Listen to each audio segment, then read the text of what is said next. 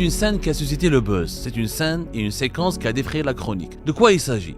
Il s'agit d'une séquence de l'historien français Benjamin Stora. C'est Benjamin Stora qui a tout simplement provoqué un clash sur le plateau de France Info lorsqu'on lui a demandé de s'exprimer sur l'affaire ténébreuse, sinistre et triste d'Emir DZ, de la tentative d'assassinat de kidnapping d'Emir DZ. Ici, je vous dis franchement, moi je m'en vais.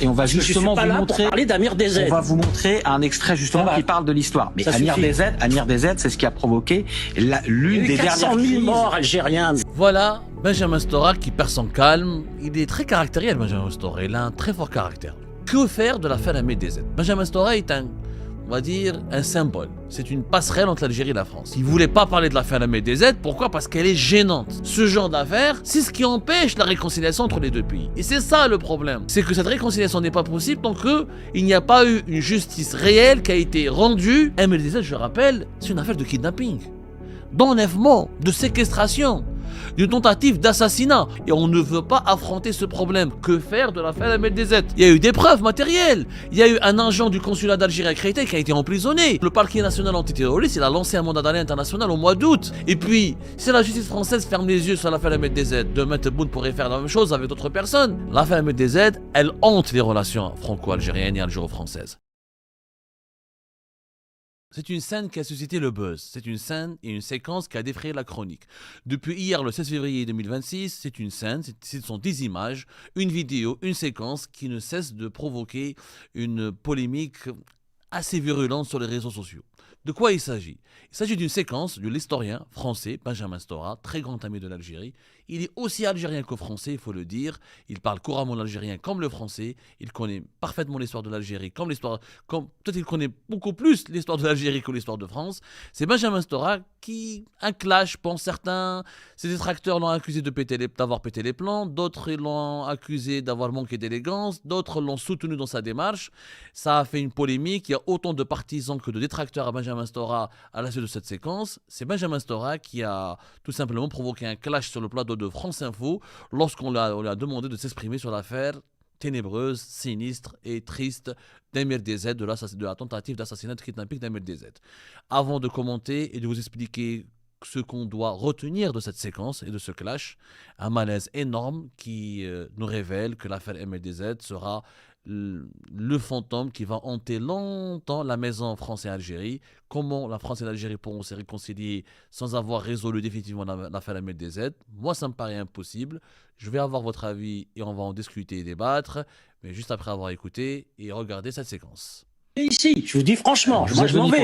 Et on va justement vous montrer. Parler d'Amir DZ. On va vous montrer un extrait justement qui parle de l'histoire. Mais Amir DZ, c'est ce qui a provoqué l'une des dernières 400 000 morts algériens. C'est ce qui a provoqué l'une des dernières crises politiques à laquelle on assiste en ce moment. C'est une affaire très importante. Vous avez les essais nucléaires, vous avez les disparus de la bataille d'Alger. Ça, c'est des grosses affaires qu'il faudrait parler à la télévision française. Laurent Nunez, qui est en ce moment à Alger. Maintenant. Voilà, Benjamin Stora qui perd son calme. Il est très caractériel, Benjamin Stora. Il a un très fort caractère. Caractériel pour ses détracteurs, un très fort caractère pour ses admirateurs. Moi, j'ai beaucoup d'affection et beaucoup de respect pour Benjamin Stora. Et le sujet de cette émission n'est pas de commenter l'attitude et le comportement de Benjamin Stora. Benjamin Stora est libre de faire ce qu'il veut sur les plateaux de télévision. Je ne peux pas le juger et je n'ai pas ni les vertus, ni les qualités, ni le parcours nécessaire pour le juger. Moi, ce que je voudrais faire avec vous aujourd'hui dans cette émission, c'est de vous inviter à une réflexion qu'on doit se faire à la suite de cette séquence. Parce que cette séquence, elle révèle quoi? Elle révèle un malaise. Benjamin Stora, il a illustré à son corps défendant le malaise que l'on peut légitimement ressentir ou dans lequel on pourrait patauger à cause de l'affaire Ahmed DZ. Que faire de l'affaire Ahmed DZ? Benjamin Stora est on va dire, un symbole. C'est une passerelle entre l'Algérie et la France. Il a toujours lutté pour le rapprochement entre l'Algérie et la France. Il a des défauts, il a beaucoup de qualités, il a, comme je le dis toujours, beaucoup de partisans comme beaucoup de détracteurs. Mais Benjamin Stora est un symbole. Ses travaux, sa vie, son combat n'ont jamais cessé d'illustrer cette nécessité de rapprocher la France et l'Algérie à travers une sorte de paix mémorielle, à travers un travail d'histoire pour une mémoire juste et correcte, pour un enseignement de l'histoire juste et correct qui pourrait réhabiliter la vérité historique. Et sans vérité historique, on pourrait peut-être jamais bâtir des relations saines et fiables et durables et profondes entre l'Algérie et la France. Ceci dit, Quel est le contexte de cette séquence? Cette séquence s'est produite lors d'une émission de télévision de France Info. Voilà, ça s'appelle Sur le terrain. Elle a été diffusée le 16 février 2026. Et cette émission, elle est éloquente. Le sujet de l'émission a été vraiment bien choisi. Et cette séquence malheureuse, je ne sais pas si on peut parler d'une séquence malheureuse ou si on peut vraiment dire que c'est une séquence désastreuse. Non, c'est Benjamin Stora qui s'est comporté lui-même, il a été en colère. Il estime qu'il n'est pas venu pour parler de l'affaire MLDZ. Il dit que c'est une humiliation. Il a même parlé d'une humiliation intellectuelle qu'on veut lui infliger parce que lui, il estime que c'est un historien et d'un certain niveau, que l'affaire MLDZ n'est pas dans son niveau. Bon, on peut être choqué, on peut être bouleversé, on peut être en désaccord avec ces propos-là, mais cette émission, cette séquence sur France TV Info, la chaîne d'information continue du service public français, illustre la complexité, je dirais même une sorte d'impossibilité de réconcilier l'Algérie avec la France à cause de ce genre d'affaire qu'est l'affaire MLDZ. Il n'y a pas que l'affaire MLDZ. En fait, l'affaire MLDZ, c'est le point culminant de des pratiques de barbouzerie du régime algérien sur le sol français. Mais il y a beaucoup d'opposants algériens quand votre serviteur, moi-même, j'ai été agressé avec quelqu'un en août 2023, les éléments du MAC, les partisans de certains opposants algériens, certains élus franco-algériens, les méthodes répressives et brutales, et, je dirais même criminelles et de grande délinquance dont a fait preuve le régime Tebboune sur le sol français de 2022 jusqu'à 2025 ont malheureusement ont d'abord fragilisé les relations entre l'Algérie et la France, ont sapé toute confiance possible entre l'Algérie et la France, et ils ont alimenté une crise diplomatique et politique extrêmement grave. Cette émission de France Info, elle avait pour thème, voilà, comme vous le voyez, comment réconcilier l'Algérie avec la France. Et sur le plateau, il n'y avait pas que Benjamin Stora. Il y avait Benjamin Stora, il y avait Sébastien Lafargue, journaliste à France Télévisions, et il y avait Henri Vernet, éditorialiste politique. L'émission, c'est Loïc de la Mornay, qui est un grand journaliste de France 2, qui était correspondant de France 2 dans pas mal de grandes capitales à travers le monde, et qui anime cette émission sur le terrain. L'émission a été consacrée aux relations toujours très vives entre la France et l'Algérie, marquées par un froid historique depuis plusieurs années, alors que le ministre de l'Intérieur, Laurent Nunez, est en visite à Alger pour tenter de réchauffer les liens entre les deux pays. Les sujets contentieux restent nombreux. Au-delà du poids terrible de l'histoire, qu'est-ce qui explique cette relation toujours bloquée entre Alger et Paris ? Voilà, le débat, il a tourné autour de ce sujet-là. Et Loïc de la Mornay, il a été un journaliste honnête. Je pense que Benjamin Stora, il a eu une réaction honnête. Il ne voulait pas parler de l'affaire MLDZ. Pourquoi ? Parce qu'elle est gênante. Parce qu'on ne sait pas quoi faire de cette affaire. Et quand on veut rapprocher l'Algérie et la France, on se rend compte qu'une affaire comme ça d'MLDZ, comme l'affaire des opposants algériens agressés, menacés, intimidés, harcelés par des lobbies sécuritaires ou par des lobbies privés liés au régime algérien ou par des voyous, des délinquants et des mafieux liés au régime algérien, ce genre d'affaires, c'est ce qui empêche la réconciliation entre les deux pays. Et c'est ça le problème.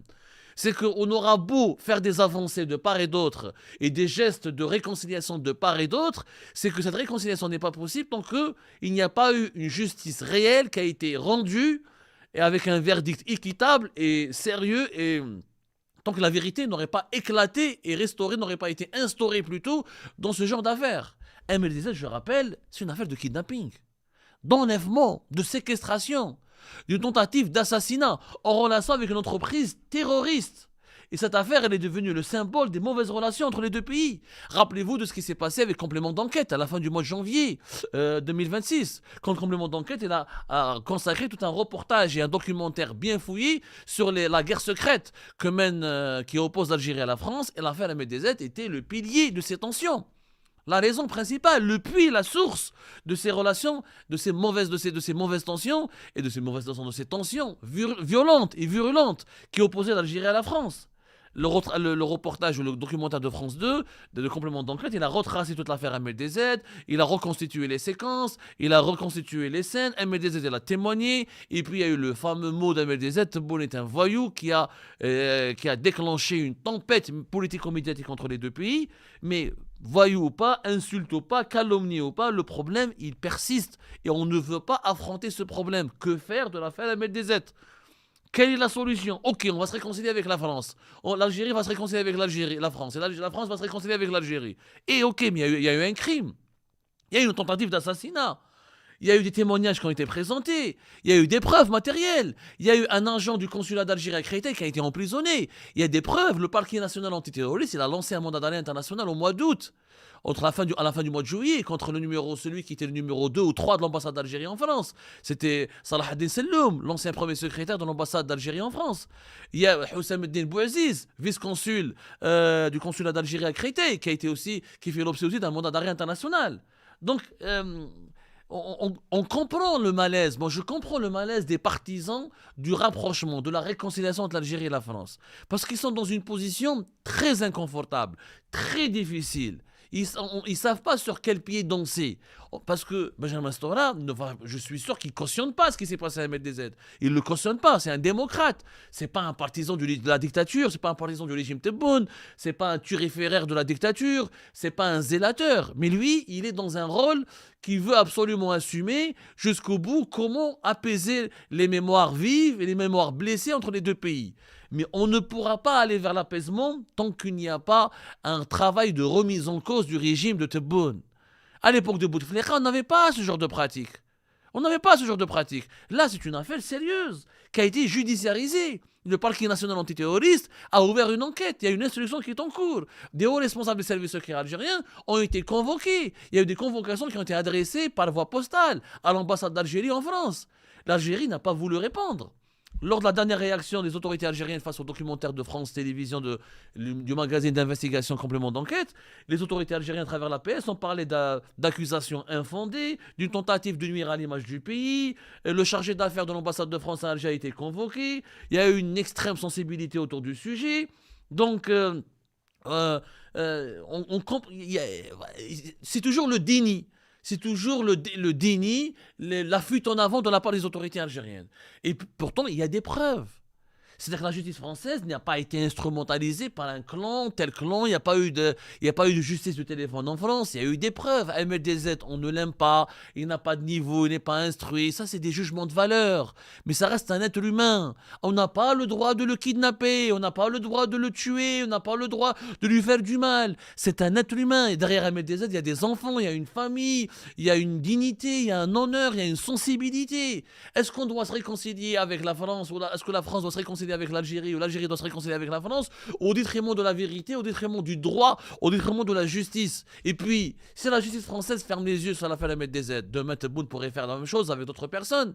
Hier c'était MDZ, demain ça peut être qui? Il y a eu l'affaire Hichem Aboud entre l'Espagne et la France. Il y a eu mon affaire à moi. Il y a eu d'autres opposants, d'autres activistes qui ont subi des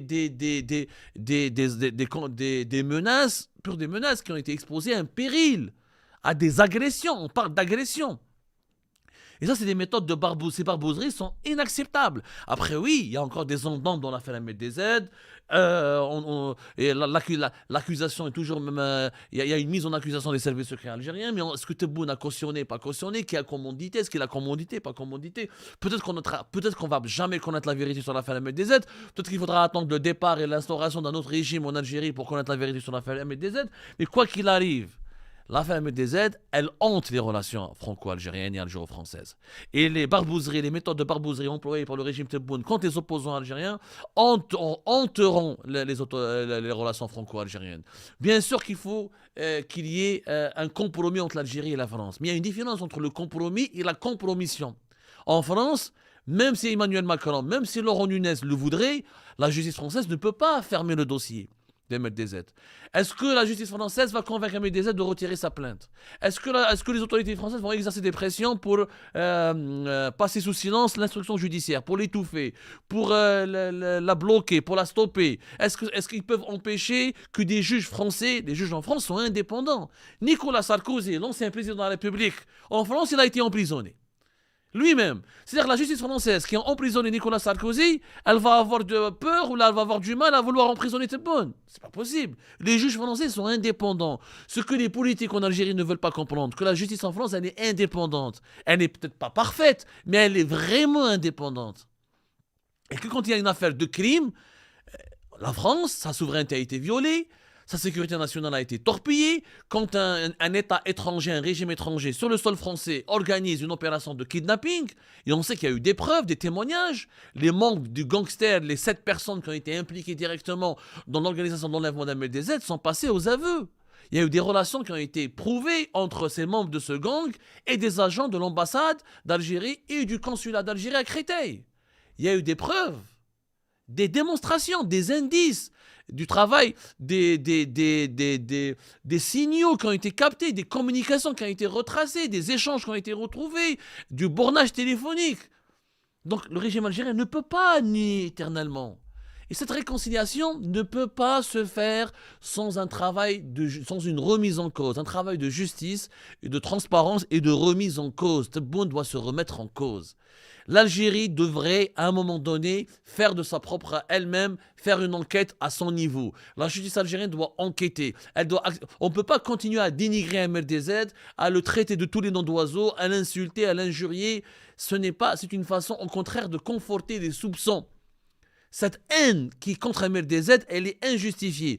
MLDZ n'est pas parfait, il n'est pas à l'abri de la critique, mais on n'a pas le droit, et on n'avait pas le droit, et on n'aura pas le droit de toucher à sa vie et de toucher à son intégrité physique. La France doit prendre en compte que se réconcilier avec l'Algérie, c'est une chose, se réconcilier avec Tebboune est une chose. MLDZ, qu'on le veuille ou non, fait partie de l'Algérie. Il est un des visages multiples de l'Algérie. Il parle à des millions d'Algériennes et d'Algériens. Donc le prix de la réconciliation ne doit pas être ce malaise ambiant et cette volonté d'étouffer la justice et d'étouffer la vérité et d'empêcher la vérité autour de l'affaire MLDZ. C'est un clash qui va rester dans la mémoire peut-être, qui va faire le buzz encore pendant plusieurs jours sur les réseaux sociaux. L'attitude de Benjamin Stora, elle peut intriguer, elle peut choquer, elle peut le bouleverser, mais elle illustre parfaitement ce malaise autour des relations qui empêchera, qui mine encore profondément les relations franco-algériennes et qui empêche la réconciliation parce qu'il n'y a pas eu de justice qui a été rendue dans la fameuse affaire dite d'MLDZ. Eh ben, c'est la fin de cette vidéo, les amis. Je vous remercie comme d'habitude pour avoir suivi jusqu'à la fin. N'oubliez pas de nous laisser vos commentaires et vos réactions sur la vidéo et de vous abonner à la chaîne si vous n'êtes pas encore abonné. Et merci aussi pour vos commentaires et vos discussions très animées dans la section des commentaires. Donc, vous n'oubliez jamais de décortiquer bien un sujet sur tous les points qui ont été abordés dans la vidéo et ça fait vraiment plaisir quand moi-même je ne fais pas de commentaires, je m'appuie sur vous pour que vous puissiez bien expliquer les choses et en faire des discussions civilisées dans tout le respect possible. Donc voilà, merci beaucoup et à la prochaine dans une nouvelle vidéo. Au revoir.